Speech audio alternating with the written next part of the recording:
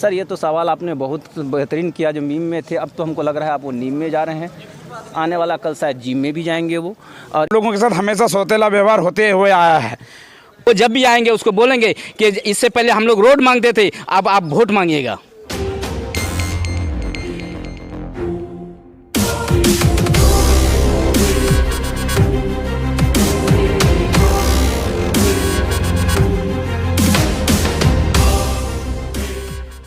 Sir आप यहाँ पे आज आए हैं, जो हम लोगों ने वीडियो देखा है आप लोगों की यहाँ सुगम आनंदपुर पंचायत में जो रोड के मामले में जो वीडियो देखा है, इसकी सच्चाई क्या है और ज़रा आप हम लोग को विस्तार से बताइए। देखिए सच्चाई यही है, जो पिछले बीते 2017 से, और हम लोग तो 2017 से काफ़ी एक्टिव हैं, इससे पहले भी लगभग पूर्व से 2000 से ही हम लोगों के साथ हमेशा सौतेला व्यवहार होते हुए आया है।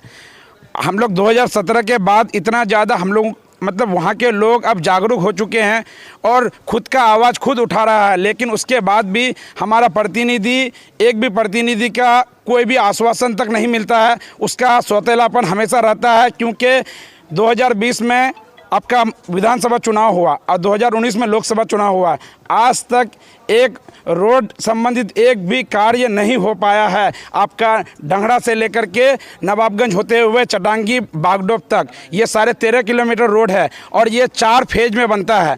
अभी मुख्य समस्या ये है, जो नवाबगंज से डंगड़ा से लेकर नवाबगंज तक जो सड़क है, वो सड़क तो एकदम जर्जर अवस्था में 2017 से पड़ा हुआ जिस जू का तो है ही, मतलब गर्भवती महिलाओं का आप नहीं बता सकते, जो उसका दर्द को बयां नहीं कर सकते, गर्भवती महिलाओं का, बूढ़े बुजुर्ग का। और अभी जो तत्काल जो स्थिति है, एक सड़क है जो नवाबगंज से आपका चटांगी हाट तक, उस सड़क में 3 से 4 जगह में काफ़ी डैमेज हो चुका है। वहाँ जल जमाव की समस्या थी, विभाग द्वारा जाकर के कचरा डाल दिया गया है रोड में। अब मान लीजिए जो लगभग 2 फुट 3 फुट से ज़्यादा कादा लगा हुआ है, उससे कहीं ज़्यादा कादा लगा हुआ है। उस संबंध में हम लोग पहले तो मीडिया के माध्यम से विरोध, हम लोग धान रोपनी करने का ये अपना विरोध जताने के लिए, क्योंकि जब हम लोग रोड से आवाजाही कर नहीं पाएंगे तो उसका कुछ ना कुछ लाभ होना चाहिए। तो एक सबसे अच्छा तरीका था जो धान रोपनी, जब आवाजाही नहीं होगा तो चलो किसानी करते हैं, क्योंकि हम लोग तो किसान का बेटा है। पूरा हमारा जो ये है सीमांचल है, पूरा यहाँ के सभी लोग लगभग 95% लोग किसान हैं। तो हम लोग इस जरिए कम से कम इसका विरोध प्रदर्शन करने का कोशिश किए। जो हमारा बाप दादा के जमाने से जब कायदा था, उस वक्त हम लोगों को पक्की सड़कें चाहिए थी, मुख्यमंत्री सड़क। लेकिन अभी सभी नौजवान, सभी युवा साथी का और बूढ़े बुजुर्ग का कहना है, जो ये रोड 13.5 किलोमीटर 4 फेज में बनता है, ये रोड को फेज 2 में आना था, लेकिन कोई प्रतिनिधि हम लोगों की तरफ ध्यान नहीं दिया गया और एक भी रोड को फेज 2 में नहीं लाया गया। आप बताइए, जो रोड आपका डंगड़ा से लेकर के कदवा, उसके बाद बलरामपुर को जोड़ता हो और आपका आजमनगर तक, मतलब लोग इस रोड से आना जाना करते हैं। आप सोचिए, ये रोड सिंगल फेज 2 में, सिंगल फेज में बनना चाहिए कि नहीं, एक बार में बनना चाहिए कि नहीं। तो हम लोग जब से पैदा हुए हैं तब से आज तक, आप ये बताइए, हम लोगों का दर्द को आप बयान नहीं कर सकते, सही तरीके से कभी नहीं आ पाए। क्योंकि अगर नवाबगंज से डंगड़ा अगर सही से आते हैं तो नवाबगंज से चटांगी हट बेकार, चटांगी से बागडोग बेकार, उस तरह से हमेशा हम लोगों के साथ सौतेला व्यवहार। जगह देखिए सुगवा पुरानागंज, अब ये नाम छुपा हुआ नहीं है, यह नाम पूरे अनुमंडल, पूरे कमिश्नरी में गूंजता है, लेकिन कोई भी इसमें ध्यान नहीं देता है। तो हम लोगों को जब प्रतिनिधियों से उम्मीद नहीं था तो हम लोग इसीलिए प्रशासन का सहारा लिए, क्योंकि हम लोग प्रशासन, देखिए प्रशासन कार्यों को प्रशासन कराता, लेकिन आवाज़ उठाता प्रतिनिधि विधानसभा लोकसभा में।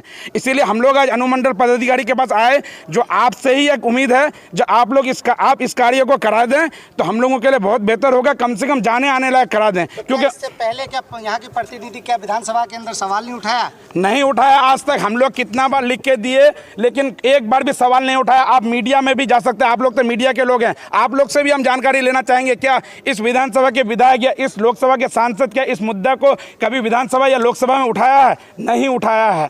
तो आप ये बात समझ सकते हैं जो कितनी दयनीय स्थिति है। तो इसीलिए हम लोग ये देख रहे हैं, ये लोग सब लोग अपने इन लोगों के कहने पे, हम लोग तो मुखिया प्रतिनिधि हैं, मैं इंजीनियर राशिद राय सुगवा आनंदपुर के मुखिया प्रतिनिधि हूँ 22 प्रखंड का। इन लोगों के बहुत दिनों के कहने के बाद तब मुझे भी लगा जो नहीं, अब यहाँ के लोग जागरूक हुए। देखिए मैं तो 2018 से ही 2017 से ही काफ़ी जागरूक हूँ, लेकिन इस मांग को लेकर कहाँ पर लिखित आवेदन दी गई है? हम लोग डीडीसी को 2018 में पहली बार आवेदन दिए, उसके बाद डीएम को दिए। उस वक्त प्रदीप कुमार झा जी डीएम थे, राहुल कुमार जी उस रोड से आए, हम लोग आंदोलन में बैठे थे हाई स्कूल मोड़ सोनापुर के पास, वहाँ आए 19 मीटर का ब्रिज वो अपने अनुशंसा से ये किए, लेकिन आज तक एक ब्रिज भी आपको आपका जो चटांगी से लेकर के डंगरा तक रोड है 7.5 किलोमीटर, उसमें एक ब्रिज आपको देखने को नहीं मिलेगा, जबकि 3 ब्रिज लिस्ट में चढ़ा हुआ है, लेकिन एक ब्रिज एक सवाल ये है कि आज आप अनुमंडल कार्यालय का घेराव किए हैं, क्या आश्वासन मिली आपको? आश्वासन तो अभी हमको प्रशासन जो अनुमंडल महोदय है, जो अनुमंडल पदाधिकारी कुमारी तौसी जी से आश्वासन मिला है जो आपका काम होगा, और आप लोगों को अगर कोई नहीं सुनता तो आप आइए यहाँ और हम लोग आपका काम सुनेंगे आप लोगों का, और हम लोग उसका हल निकालेंगे। तो हम लोगों को आश्वासन मिला है, लगता है जो कार्य होगा। क्या नाम हुआ आपका? इंजीनियर राशिद रजा, मुखिया प्रतिनिधि सुगवा मानंदपुर पंचायत, पूर्व विधायक प्रत्याशी 22वीं विधानसभा।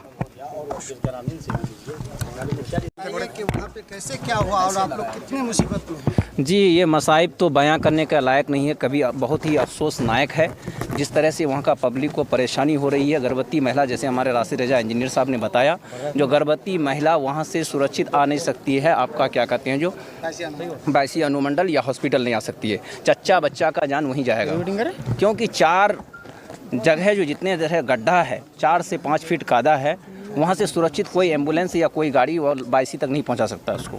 उस रोड में जाने के लिए कितने गांव शामिल हैं? जी, उस गांव में जाने के लिए ये लाइन मार्क आपका डंगरा से लेकर के पुरानागंज होता हुआ सुगवा माननपुर माधेपुर होते हुए आप ये कटिहार डिस्ट्रिक्ट में जाके घुस जाता है। ये कदवा उदवा सबको संपर्क करता है ये। अब ये बताइए सुगवा माननपुर से डंगरा तक कितना किलोमीटर है और अभी आने में जाने में कितना समय लगता है? जी देखिए, ये